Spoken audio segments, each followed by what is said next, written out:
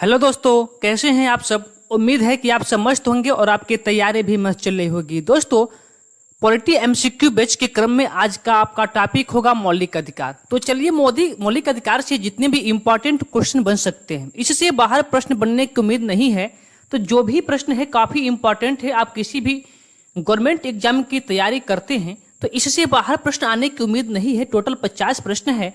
50 प्रश्न काफ़ी इंपॉर्टेंट है। आप किसी भी एग्जाम की तैयारी करेंगे उसके लिए काफ़ी आपको मदद मिलने वाली है। यदि पॉलिटी से प्रश्न बनता है और इस टॉपिक से प्रश्न बनता है तो एक भी प्रश्न बाहर नहीं जाने वाले हैं। पिछले क्लास में हम आप लोगों को भारत और उसके संघ और उसके राज्य क्षेत्र और उसके बाद से आपको हम पढ़ा दिए हैं नागरिकता। अब तीसरा टॉपिक होगा आपका मौलिक अधिकार और अगला टॉपिक होगा डीपीएसपी, राज्य की नीति निर्देशक तत्व। तो चलिए, आज मौलिक अधिकार के जो भी इंपॉर्टेंट प्रश्न हैं उनको देखते हैं। पहला प्रश्न आपके सामने है, कह रहा है कि संविधान के किस भाग में मौलिक अधिकार का उल्लेख किया गया है। तो भारतीय संविधान के भाग 3 में आपका मौलिक अधिकार का उल्लेख किया गया है। भाग 2 में क्या है, तो भाग 2 में आपका नागरिकता है। चलिए अगले प्रश्न की ओर चलते हैं। अगला प्रश्न आपके सामने है। प्रश्न आपसे कह रहा है कि संविधान के किस अनुच्छेद में मौलिक अधिकारों का वर्णन किया गया है। तो आपका भाग 3 के आर्टिकल 12 से 35 तक, आर्टिकल 12 से 35 तक क्या है, मौलिक अधिकार का वर्णन है। ऑप्शन नंबर डी आपका सही उत्तर हो जाएगा। अगला प्रश्न आपके सामने है। प्रश्न कर रहा है कि भारतीय संविधान के प्रारंभ में कितने मौलिक अधिकार दिए गए थे। तो जब भारत का संविधान लागू हुआ था उसमें भारत में टोटल आपके 7 मौलिक अधिकार थे। 7 मौलिक अधिकार थे। ऑप्शन नंबर डी आपका सही उत्तर हो जाएगा। अगला प्रश्न कह रहा है कि किस संविधान संशोधन के द्वारा संपत्ति के अधिकार को मौलिक अधिकार की सूची से हटा दिया गया है। तो आपको पता होना चाहिए कि 44वें संविधान संशोधन 1978 के द्वारा संपत्ति के मौलिक अधिकार को हटाकर इसको रख दिया गया आर्टिकल 300 के क में, और अब यह क्या है, केवल वैधानिक अधिकार है, केवल कानूनी अधिकार है। तो ऑप्शन नंबर बी आपका सही उत्तर हो जाएगा, 44वें संविधान संशोधन। अगला प्रश्न कर रहा है कि भारत की संपत्ति का अधिकार किस प्रकार का अधिकार है। अभी हम बताएं कानूनी अधिकार है, यानी कि वैधानिक अधिकार है। ऑप्शन नंबर ए आपका सही उत्तर हो जाएगा। अगला प्रश्न कर रहा है कि संपत्ति के अधिकार को संविधान के किस अनुच्छेद के अंतर्गत विधिक अधिकार बना दिया गया है। तो आर्टिकल 300 का को, अच्छा 300, अनुच्छेद 300, इसको आप कर लीजिए को, इसको कर लीजिए को। तो आर्टिकल 300 के को में है। ऑप्शन नंबर ए आपका सही उत्तर हो जाएगा। अगला प्रश्न आपके सामने है। प्रश्न कर रहा है कि भारतीय संविधान में मौलिक अधिकारों की प्रकृति कैसी है, यानी कि मौलिक अधिकारों की प्रकृति कैसी है। एक ऑप्शन छूट गया है, कोई बात नहीं, जितना हमें रिक्वायरमेंट है उतना ऑप्शन मेरे पास है। तो जो मौलिक अधिकार है कैसा अधिकार है, तो वो बाध्य योग्य है। अगर हमारे मौलिक अधिकार का हनन होता है तो हम आर्टिकल 32 के माध्यम से सुप्रीम कोर्ट में और आर्टिकल 32 के माध्यम से सुप्रीम कोर्ट में और आर्टिकल 226 के माध्यम से हाई कोर्ट जा सकते हैं, अर्थात क्या है, यह बाध्य योग्य है। ठीक है, अगले प्रश्न की ओर चलते हैं। प्रश्न नंबर 8 कह रहा है कि भारतीय संविधान में समता का अधिकार किस 5 अनुच्छेदों में रखा गया है।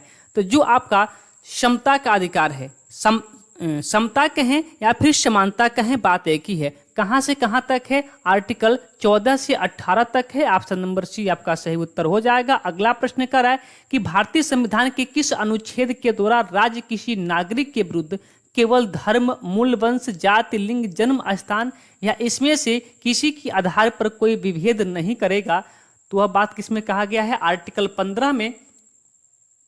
ऑप्शन नंबर डी आपका सही उत्तर हो जाएगा। अगला प्रश्न कर रहा है कि संविधान के किस अनुच्छेद के अंतर्गत यह उपबंध है कि राज्य के अधीन किसी पद पर नियोजन के संबंधित विषय में सभी नागरिकों के लिए अवसर की समानता। किसकी बात कर रहा है, अवसर की समानता। तो आप सभी को पता होना चाहिए कि अवसर की समानता किसमें है, आर्टिकल 16 में है। अवसर की समानता किसमें है, आर्टिकल 16 में है। ठीक है, अगला प्रश्न, प्रश्न नंबर 11 आपके सामने है। कह रहा है कि भारतीय संविधान का कौन सा अनुच्छेद अस्पृश्यता का उन्मूलन करता है और किसी भी रूप में आचरण का निषेध करता है। इसी को कहा जाता है छुआछूत। तो किसमें है? आर्टिकल 17 में।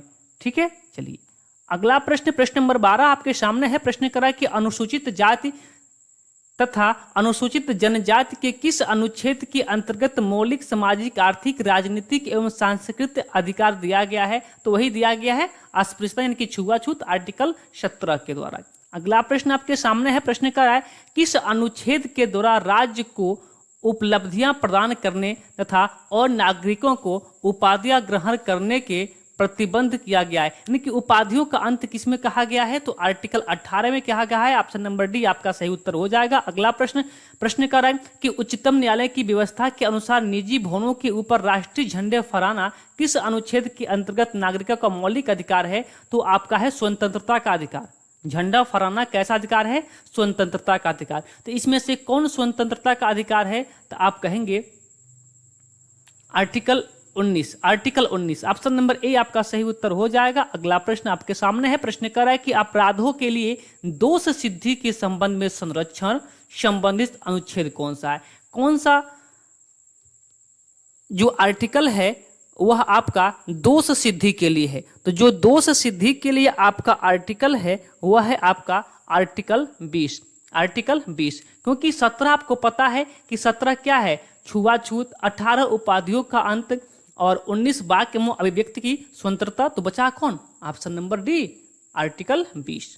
ठीक है, अगला प्रश्न कर रहा है कि भारतीय संविधान के किस अनुच्छेद के अंतर्गत दोहरे खतरे से किसी व्यक्ति को सुरक्षा प्रदान किया गया है? दोहरे खतरे से आर्टिकल 20 के 2 यानी कि एक गलती की एक सजा, एक गलती की एक सजा होगी, दूसरा सजा नहीं होगा। आर्टिकल 20 के 2 में कहा गया है। अगला प्रश्न कर रहा है कि भारतीय संविधान का कौन सा अनुच्छेद व्यक्ति की प्राण एवं दैहिक स्वतंत्रता के संरक्षण से संबंधित है? तो प्राण एवं दैहिक स्वतंत्रता किसमें है? तो आर्टिकल आपका 21 में है। इसी के माध्यम से पुलिस क्या करती है? यदि कोई बाइक चलाता है और हेलमेट न पहनता है तो उसे क्या करती है? चलान करती है। ठीक है, चलिए क्योंकि आपको जीने का अधिकार है, आपको मरने का अधिकार नहीं है। ठीक है, अगला प्रश्न आपके सामने है। कह रहा है कि बंधुआ मजदूर अधिनियम संसद ने पारित किया था। यानी कि बंधुआ मजदूर कब पारित हुआ था? बंधुआ मजदूर उन्मूलन जो विधेयक था, जो अधिनियम बन चुका है, पारित हो चुका है, कब हुआ था? तो हुआ था आपका सन 1976 के माध्यम से। 1976 के माध्यम से ऑप्शन नंबर बी आपका सही उत्तर हो जाएगा। अगला प्रश्न कर रहा है कि निम्नलिखित में से कौन सा मूल अधिकार भारतीय संविधान के नागरिकों को नहीं दिया गया है? कौन सा? तो किसी भी देश के भाग में बसने की स्वतंत्रता दिया गया है। लिंग समानता, आप लिंग के अनुसार भेदभाव नहीं कर सकते हैं। और शोषण के विरुद्ध अधिकार ये भी है। तो आपका कौन नहीं है? सूचना का अधिकार। तो यही आपका सूचना का अधिकार क्या हो जाएगा? आपका सही उत्तर हो जाएगा। अगले प्रश्न की ओर बढ़ते हैं। अगला प्रश्न नंबर 20 का रहा है भारतीय संविधान निम्न में से कौन सा अधिकार प्रदान नहीं करता है? भारतीय संविधान कौन सा अधिकार प्रदान नहीं करता है? तो समान आवास का अधिकार। ठीक है, समानता का अधिकार करता है, धर्म को पालन करने का अधिकार देता है, स्वतंत्रता का अधिकार देता है, क्योंकि आवास का अधिकार नहीं देता है। तो ऑप्शन नंबर ए आपका सही उत्तर हो जाएगा। अगले प्रश्न की ओर चलते हैं। प्रश्न नंबर 21 का रहा है कि संपत्ति के मौलिक अधिकार को कब समाप्त कर दिया गया? तो आपको पहले बता ही दिए हैं कि 44वें संविधान संशोधन 1978 के द्वारा इसको हटाकर किसमें कर दिया गया है? आर्टिकल 300 के को में रख दिया गया है। अब ये क्या है? केवल वैधानिक अधिकार है, आपका मूल अधिकार नहीं है। बातें क्लियर। अगला प्रश्न कह रहा है कि भारतीय संविधान के किस अनुच्छेद को राष्ट्रीय आपातकाल में समाप्त या सीमित नहीं किया जा सकता? तो सब आर्टिकल समाप्त हो सकता है, किंतु जो आपका आर्टिकल 20 और 21 है यह आर्टिकल समाप्त नहीं होगा। ऑप्शन नंबर बी आपका सही उत्तर हो जाएगा। अगला प्रश्न कर रहा है कि गिरफ्तारी और निरोध से संरक्षण संविधान के किस अनुच्छेद से संबंधित है? किसकी बात कर रहा है? तो गिरफ्तारी और निरोध। तो गिरफ्तारी और निरोध जो जिस अनुच्छेद से संबंधित है वह अनुच्छेद आपका कौन सा है? अनुच्छेद 22। ऑप्शन नंबर ए आपका सही उत्तर हो जाएगा। अगला प्रश्न कर रहा है कि समानता निवारक निरोध के अधीन अधीन गिरफ्तार व्यक्ति को कितने समय तक निरुद्ध किया जा सकता है, यानी कि जिस व्यक्ति को निवारक निरोध अधिनियम के तहत गिरफ्तार किया जाता है या फिर नजरबंद किया जाता है, ठीक है, किसी होटल या फिर किसी रूम में जहां पे वो बाहरी वातावरण से परिचित न हो, केवल एक रूम में बंद रहे, तो वह अधिकतम कितने माह तक हो सकता है, तो वह हो सकता है 3 माह तक। ऑप्शन नंबर ए आपका सही उत्तर हो सकता है, हो जाएगा, ठीक है। अगला प्रश्न कह रहा है, प्रश्न नंबर 25 कि बंदी बनाए गए व्यक्ति के मौलिक अधिकारों की रक्षा किस अनुच्छेद से प्रदत्त होती है, यानी कि जिसको भी बंदी बना लिया गया है, जिसको भी बंदी बना लिया गया है तो उसके अधिकारों की रक्षा किस आर्टिकल के माध्यम से होती है, तो वह आर्टिकल आपका है कौन सा, article number 22। Option number A आपका सही उत्तर हो जाएगा। अगला प्रश्न कर रहा है कि मानव के दुर्व्यवहार और बलात्कार की निषेध के संदर्भ में संविधान के किस अनुच्छेद में अभिव्यक्ति की स्वतंत्रता की गई है, तो किसमें किया गया है, आर्टिकल 23-24 में है ना, आर्टिकल 23, ठीक है, आर्टिकल 23।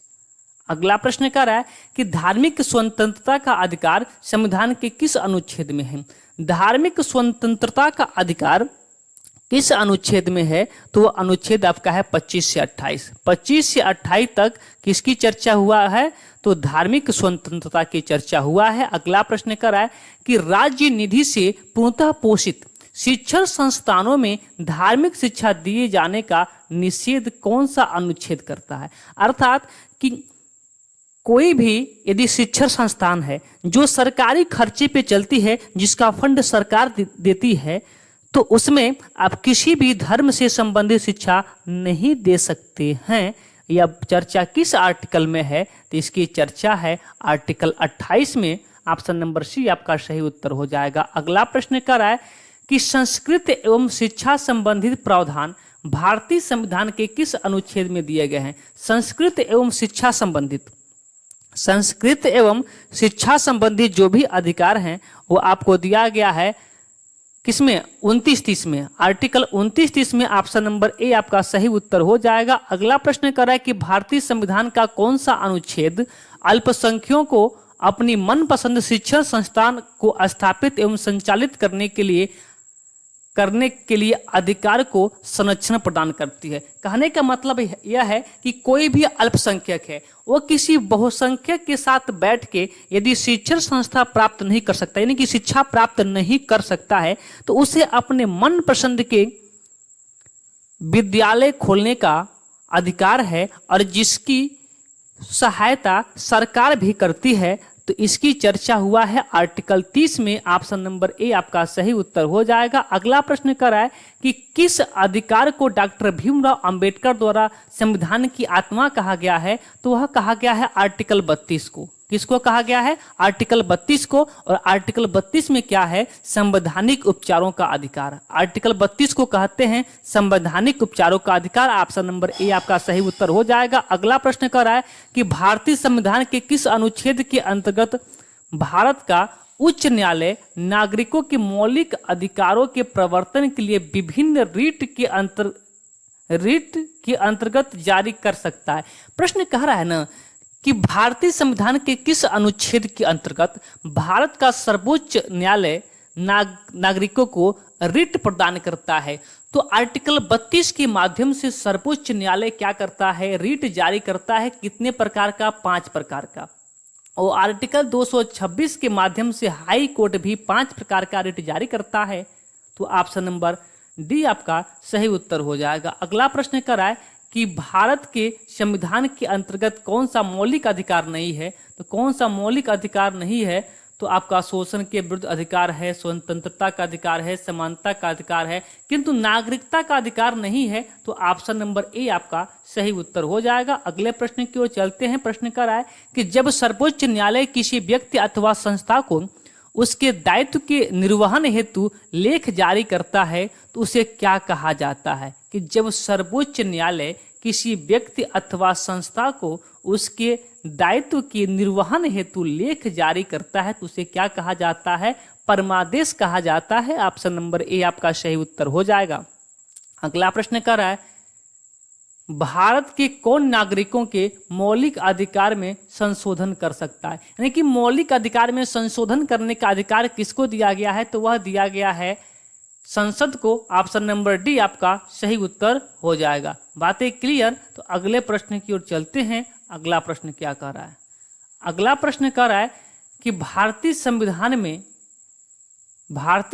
में न्यायालय में कौन परिवर्तनीय है? तो प्रश्न हो चुका था, कौन परिवर्तनीय है? तो आपका मूल अधिकार है। ऑप्शन नंबर डी आपका सही उत्तर हो जाएगा। अगला प्रश्न कर रहा है कि मौलिक अधिकारों को लागू करने का दायित्व कौन है? मोस्ट इंपॉर्टेंट प्रश्न है। मौलिक अधिकारों को लागू करने का दायित्व कौन है, यानी कि कौन लागू करवा सकता है? तो अभी आपको बताए हैं कि उच्चतम न्यायालय आर्टिकल 32 और उच्च न्यायालय आर्टिकल 226, अर्थात कौन? उपयुक्त दोनों। ऑप्शन नंबर सी आपका सही उत्तर हो जाएगा। अगला प्रश्न कर रहा है कि मौलिक अधिकारों का निलंबन कौन कर सकता है? तो मौलिक अधिकारों का निलंबन कौन कर सकता है? तो वो संसद कर सकती है। संसद, हाँ संसद कर सकती है, ठीक है, संसद या फिर राष्ट्रपति। माफी चाहते हैं, राष्ट्रपति। कौन? राष्ट्रपति। संसद नहीं, राष्ट्रपति।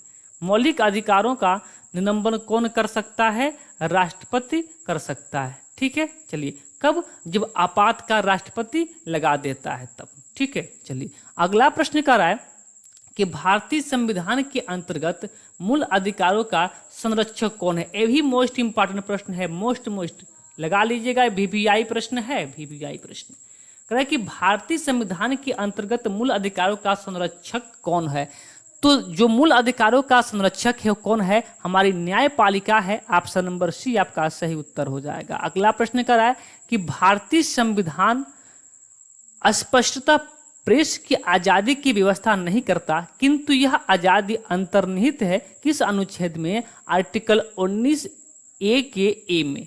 आर्टिकल 19 के पहला के ए में क्या है? प्रेस की स्वतंत्रता।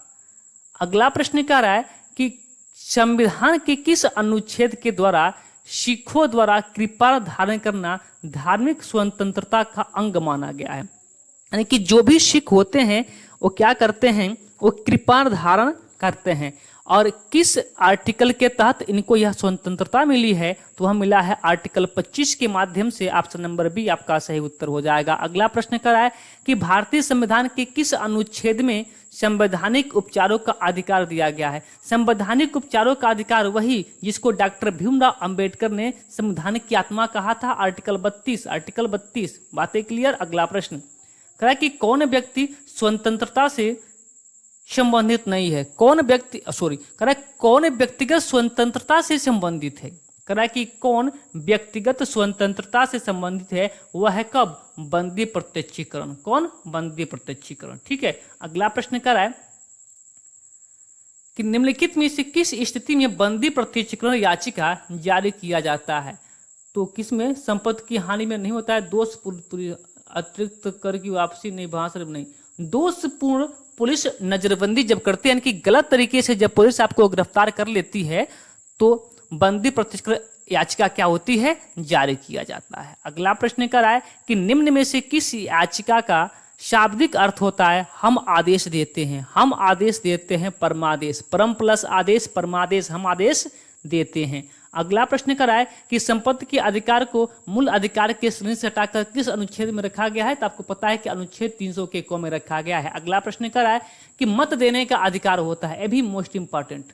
मत देने का अधिकार होता है, यानी कि मत हम लोग देते हैं जो भी भारत के नागरिक हैं और 18 वर्ष से अधिक की आयु प्राप्त कर चुके हैं, उन्हें वोट देने का अधिकार है। किस आर्टिकल के तहत वोट देने का तो जो वोट देने का अधिकार है उनका कैसा अधिकार है? ये नागरिक अधिकार है, विदेशी को नहीं दिया गया है। केवल जो भारत के नागरिक हैं वही वोट दे सकते हैं, दूसरा कोई वोट नहीं दे सकता है। देखिए सूची है, इस सूची को मिलाना है। देखिए सूची वाले प्रश्न आसान होते हैं, सूची वाले जो भी प्रश्न होते हैं आसान होते हैं। आसान क्यों होते हैं ना कि कभी कभी चारों में से एक ही हमें याद होता है और नंबर फ्री का मिल जाता है। यहाँ पे देखिए आपको नंबर फ्री का मिलने वाला है। क्यों? क्योंकि अभी हमने आपको कितने बार पढ़ा दिया कि संवैधानिक उपचारों का अधिकार किसमें है? आर्टिकल 32 में है। आपको कुछ नहीं पता है, किंतु इतना तो पता है कि संवैधानिक उपचारों का अधिकार किसमें है? आर्टिकल 32 में, यानी कि डी का 3, अब देख लीजिए आप, डी का 3 कहाँ पे है, डी का 3, डी का 3, 2 ऑप्शन तो गलती हो गया, ठीक है, एक आध को और ही मिला लेते हैं। चलिए, अभी हमने आपको पढ़ाया था क्षमता का अधिकार। क्षमता का अधिकार किसमें है, आर्टिकल 14 से 18, डी ए का पहला, देखिए ए का पहला किसमें है, है तो पहले ही गलत हो गया, है पहले गलत हो गया। अब ए का पहला किसमें है, सी में, ऑप्शन नंबर सी आप मार के आ जाइएगा। लेकिन आइए हम सब मिला देते हैं।